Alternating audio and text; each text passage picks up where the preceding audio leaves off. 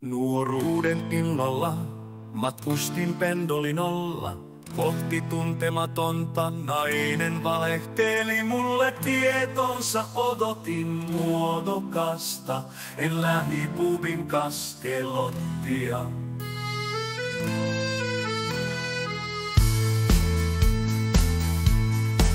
Pyörällä Perniön naimat valastaa.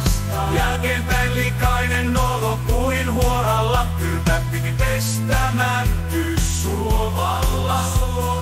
Vastassa olikin lärvinen peruukilla, eikä naapurin iso tissinen villa edes silmät sulkemalla.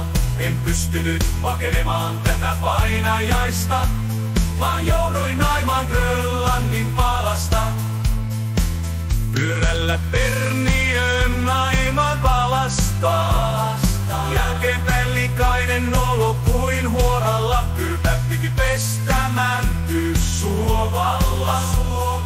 Luulin, et perse hyvä kuin sipuli, joka saa itkemään. Nyt tekee mieli mennä vaan viltelemään.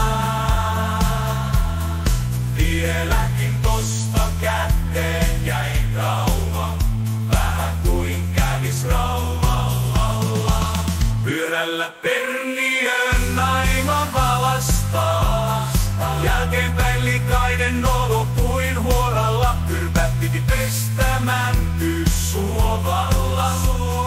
Vastassa olikin lärvinen peruukilla, eikä naapurin iso tissinen villa.